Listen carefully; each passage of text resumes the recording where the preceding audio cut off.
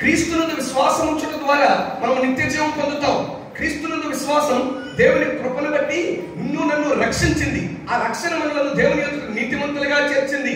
ఆ నీతి జీవం కలిగిన దేవుని ఎదుట ఆయన వచ్చే వరకు, మనం చచ్చే వరకు కలిగి కొనసాగిస్తే అది మనకు పరలోక భాగ్యాన్ని ఇస్తుంది అని ప్రకటిస్తున్నటువంటి దినాలలో కొందరు వచ్చి ఈ నాస్తికవాదులు, ఈ జ్ఞాన సిద్ధాంతవాదులు వచ్చేస్తారు. ఏళ్ళకేం తెలుసు వాళ్ళ తలకాయ జ్ఞానం, ఈ అపొస్తలులకి ఏం తెలుసు ఆయన వెనకాల 3.5 ఏళ్ళు తిరిగినంత మాత్రం వాళ్ళకి జ్ఞానం వచ్చేసిందా? ఆ జ్ఞానం కాదు పరలోకానికి తీసుకెళ్లేది. పరలోక సంబంధమైన జ్ఞానం అత్యున్నతమైనది. అసలు వాళ్ళు బోధించిన బోధ మేము బోధిస్తున్నా వినండి అన్నారు. ఏంటా బోధ అంటే శరీరం పదార్థ సంబంధమైంది. ఈ శరీరాన్ని, ఈ శరీరంతో చేసే దానిలో ఏ తప్పు లేదన్నారు. ఎవరు తమ్ముళ్ళారా వినండిరా, ఎవరి చెల్లెళ్ళు వినండి. ఈ దినాన ఇలాంటి బోధలు మీలో చాలా మందికి ఎక్కాయి. కొందరు బోధించే తీరు ఎలాంటిదంటే శరీరంతో చేసింది పెద్ద ఇబ్బంది ఏం కాదు అంటున్నారు. వినండి ప్రభువును ప్రియులారా, ఆ దినాల్లో కూడా నిలబడిన బోధలే. శరీరం రేపు పరలోక రాజ్యానికి వెళ్దు, ఆత్మే పరలోక రాజ్యానికి వెళ్తుంది. కాబట్టి శరీరంతో చేసేదానికి పెద్ద అక్కడ శిక్ష ఉండదు, మనస్సుతో చేసేదానికే శిక్ష అన్నాం. నీకు సంగతి తెలుసా? శరీరం ఏదైనా చేయాలి అంటే నీ కన్ను చూచిన దాన్ని ఎక్కడికి తీసుకుంటే శరీరం చేస్తుంది? నీ మనస్సుకు తీసుకుంటే. యోబు గ్రంథకర్త ద్వారా 31వ అధ్యాయం 7వ వచనంలో సర్వాధికారి అయిన దేవుడు చెప్పిన మాట. యోబు గ్రంథం 31:7లో చెప్తున్నాడు ఆయన. ఒకసారి చూస్తారా?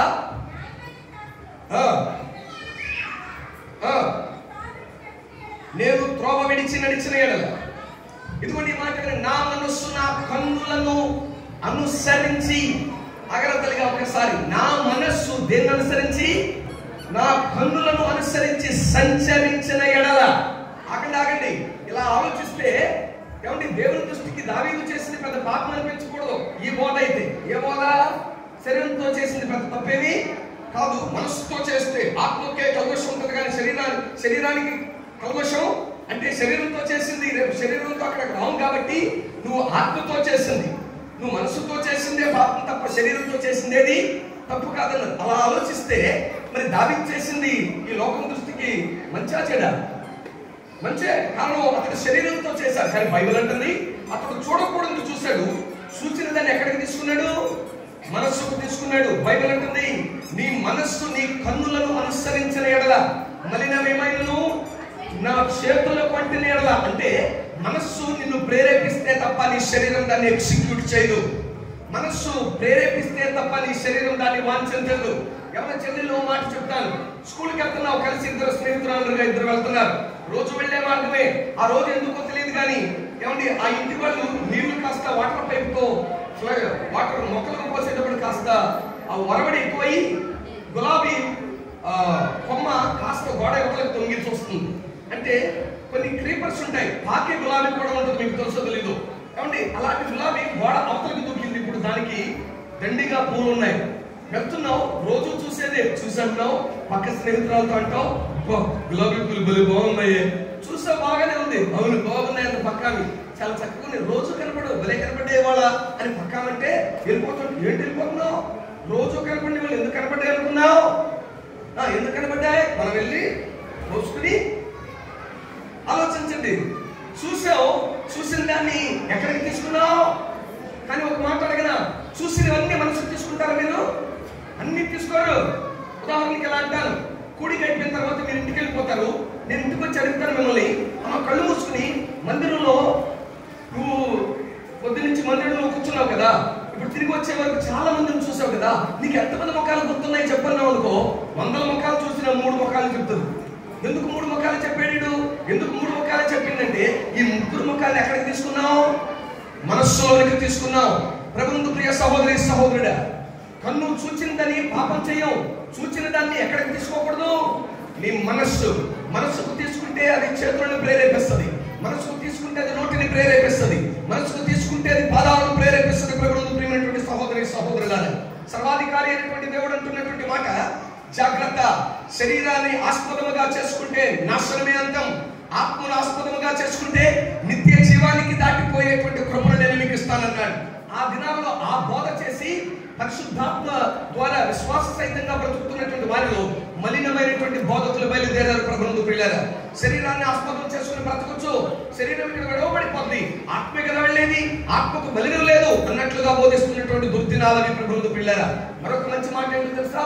వారు ఏమనంటారంటే బాప్తిస్మం ద్వారా పరలోక రాజ్యం అసలు యేసయ్య శరీరదానిగానే రాలేదురా అని అంటే మళ్ళీ ఇంకా బాప్తిస్మం అంటారేంటి, నీటి మూలమైనటువంటి బాప్తిస్మం అంటారేంటి, అదంతా ట్రాష్. మరి ఏమిట్రా అంటే ఈ శరీరంలో ఉన్నటువంటి ఆత్మను విడిపించాలి అంటే అజితేంద్రియ జ్ఞానం కావాలి, అది ఉన్నతమైనటువంటి జ్ఞానం కావాలి. ఆ ఉన్నతమైన జ్ఞానం అందరి దగ్గర లేదు, మా దగ్గరే ఉందని బయలుదేరారు ఈ నాస్తిక సిద్ధాంతులు, ఈ జ్ఞానవాదులు. వారిని అనుసరించినటువంటి వాళ్ళు మొదటి శతాబ్దంలో అనేకులు సంఘంలో నుండి దాటిపోతూ ఉంటే ప్రభు అయిన దేవుని ఆత్మ వారి విషయమై అల్లాడిపోతూ సర్వాధికారి అయిన దేవుడు ఏర్పరుచుకున్న అపోస్తలుడైన యోహాను ద్వారా వారిని హెచ్చరిస్తూ రాసిన పత్రిక ఇది. దేవునికి స్తోత్రం కలుగును గాక. సరే, ఇంకాస్త ముందుకు వెళితే మనం గమనించవలసిన ఆధ్యాత్మిక సత్యం, ఇక్కడ 3 తరగతుల వ్యక్తులకు ప్రభు అయిన దేవుడు మాట్లాడుతున్నాడు. ఒకటి చిన్న పిల్లలారా అన్నాడు. చిన్న పిల్లలంటే మీ చేతిలో ఉన్నటువంటి పిల్లలు కాదు, మీ ఇంట పుట్టినటువంటి పిల్లలు కాదు ప్రభు అయిన దేవుడు సంబోధించేది. మరి ఎవరిని చిన్న పిల్లలు అంటున్నాడు అంటే వాక్యానుసారంగా క్రీస్తునందు వాక్యం యందు చిన్న పిల్లలుగా ఉన్నటువంటి వారితో ప్రభు అయిన దేవుడు మాట్లాడుతున్నాడు. రెండవది తండ్రులారా అంటున్నాడు, మీరు దేవుని ఎరిగిన వారు అంటున్నాడు. అంటే తండ్రులు అనగా ఆత్మానుసారంగా ప్రభు అయిన దేవుని వాక్యమందు ఏమండి స్థిరపరచబడిన వారై వేరుపారుతూ యేసుతో కూడా అంతం వరకు శ్రమలను సహిస్తూ విశ్వాస సహితమైన జీవితాన్ని జీవించడానికి ఇష్టపడి శ్రమలు కోర్చి దేవుని వైపే చూస్తూ ఎదురొచ్చిన యవనిచ్చలను, ఎదురొచ్చిన శరీరాశ, నేత్రాశ, జీవకుటుంబాలను ఏమండి ఛేదించుకుంటూ వాటన్నిటినీ దాటి సర్వాధికారి అయిన దేవుని ముఖమును చూసుకుంటూ సాగిపోతున్న వారు వీళ్ళు. రెండవ క్రమం, మూడవది అంటాడు యవనస్తులారా మీరు బలవంతులు కాబట్టి మీకు రాస్తున్నా. ఏ యవన బలం? సర్వాధికారి అయినటువంటి దేవుడు మీరు చదివినట్లుగా ఏమండి సంకీర్తనకారుడైనటువంటి వాడు అన్నటువంటిది కాదు. కొన్ని ప్రవక్త అయినటువంటి యెషయా ద్వారా 40వ అధ్యాయం 30వ వచనంలో చెప్పబడిన యవనస్తులను గురించి కాదు ప్రభు అయిన దేవుడు మాట్లాడేది. ఎవరు ఈ యవనస్తులు అంటే వాక్యమందు నడిపించబడుతూ, వాక్యమందు వేరులు తన్నుతూ ప్రభు అయిన దేవునితో యవన ఇచ్చల నుండి తమను తాము పారిపోతూ దేవునికి తమను తాము అప్పగించుకున్న యవన సమాజం ఇది. దేవునికి స్తోత్రం కలుగును గాక. అంటే వినండి, వీరు వయస్సుకు యవనస్తులు కాదు ప్రభువును ప్రేమించేటువంటి వాళ్ళరా, వీరు ఆత్మీయ స్థితిలో యవనస్తులు. ఎవరండి వీళ్ళు? యవనస్తులారా అంటున్నాడు అంటే వయస్సు రీత్యా యవనస్తులు కారు వీళ్ళు. వయస్సు రీత్యా యవనస్తుల గురించి యెషయా ప్రవక్త రాస్తూ యవనస్తుడు తప్పక తొట్టిల్లంటాడు. ఆధ్యాత్మిక యవనస్తుడు తొట్టిల్లడు. భౌతిక సంబంధమైనటువంటి యవనస్తుడు నీ యవన బలమును బట్టి, నీ అందాన్ని బట్టో, యవన కుమార్తె యొక్క సౌందర్యాన్ని బట్టో తొట్టిల్లి తొలగిపోయేటువంటి దౌర్బల్య పరిస్థితిలో ఉంటావు. కానీ ఆధ్యాత్మిక స్థితిలో అనగా క్రీస్తుతో నడిచే క్రమంలో, వాక్యమైన దేవునితో నీ సహవాసంలో, నీ సాంగత్యంలో, ప్రభు అయిన దేవునితో అనుదిన నీ అభ్యాసం, అనుదిన నీ నడక ఆయన కూడా నువ్వు ఉన్నప్పుడు సర్వాధికారి అయిన దేవుడు అంటాడు నువ్వు తూలి తొట్టిల్లుట అసాధ్యము. దేవునికి మహిమ కలుగును గాక. ప్రభునందు ప్రియ సహోదరి సహోదరులారా, అర్థమవుతుంది కదా? సర్వాధికారి అయిన దేవుని దృష్టికి ఎవరు యవనస్తులు? ఈ పూట మీలో కొంతమంది పెద్దలు కూర్చుని అనుకుంటారు ఇది యవనస్తులు కూడి కదా, మాకు పెద్ద వర్తమానం ఉండదేమో అని.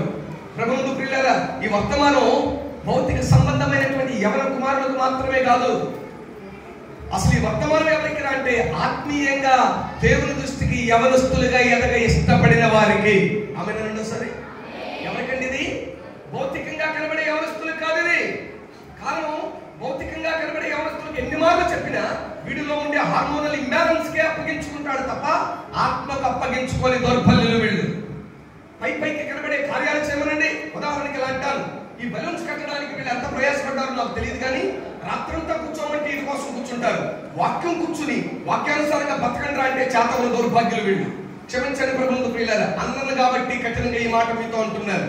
సర్వాధికారి అయిన దేవుని ఎదుట వీటిని మీరు అనుకుంటారు, చెప్పే పెద్దలు కూడా మీరు ఎంత చెప్తారు తెలుసా, దేవుడు పని చేస్తే మీకు ఆశీర్వాదం అంటున్నారు. మరి శరీరంతో కష్టపడే పనులు బట్టి ఆశీర్వాదం అని చెప్పకండి. శరీర సంబంధంగా మందిరాన్ని డెకరేట్ చేయడానికి నువ్వు ఎంత కష్టపడుతున్నావో నీ దేహం అనే మందిరాన్ని దేవుని కొరకు పవిత్రపరచుకుని అలంకరించుకోవడంలో దేవుడు ఇష్టపడే దేవుడు. అది చెప్పుని యవన కుమార్తెకు యవన కుమారునికి ప్రభువును ప్రియులారా. అంతేగాని మందిరంలో బరకాలై, మందిరంలో చాపలై, మందిరంలో కుర్చీలై ఇవి నీకు క్షేమమే. ఇవన్నీ భౌతికంగా నేను ఆశీర్వదించబడడానికి క్షేమాన్నిస్తాయి. కానీ ప్రభువును ప్రియులారా, దైవ వాక్యం దగ్గరికి వస్తున్నప్పుడు నేనంటాను సూటిగా, మందిరం అందంగా కనబడాలి. ఈ దినాన్ని యవనస్తులు కూడి కదా, వచ్చే దైవజనుడు కానీ కూర్చుని వచ్చేటువంటి వారికి కానీ ఇది ఒక ప్రత్యేకంగా కనబడాలనే ఆశ నీకుండి ఎంత ప్రయాసతో ధనాన్ని వెచ్చించారు, సమయాన్ని వెచ్చించారు, నీ బలాన్ని వెచ్చించారు. ఈ మూడింటిని దైవ సేవకుడిగా నేను అడుగుతున్నాను, ప్రభు ఆత్మను బట్టి దేవుని కొరకు అప్పగించుకుంటే ఎంత బాగుంటుందో. హల్లెలూయా. నేననులేదరా, రండి ఒక్కసారి ఆ మాట మీకు జ్ఞాపకం చేస్తాను. అపోస్తలుడైన పౌలు రోమా సంఘంతో మాట్లాడుతూ రోమాలో ఉన్నటువంటి వారికి లేఖ రాస్తున్నాడు. ఒకప్పుడు శరీర సంబంధం చూడండి, చదువుదాం మనం ప్రభువుకు ప్రియులారా. 6వ అధ్యాయం, రోమా పత్రిక 6వ అధ్యాయం 16వ వచనం నుండి, లోబడుటకు దేనికి మిమ్మల్ని మీరు దాసులుగా అప్పగించుకుందరో అది చావు నిమిత్తం పాపమునికే గాని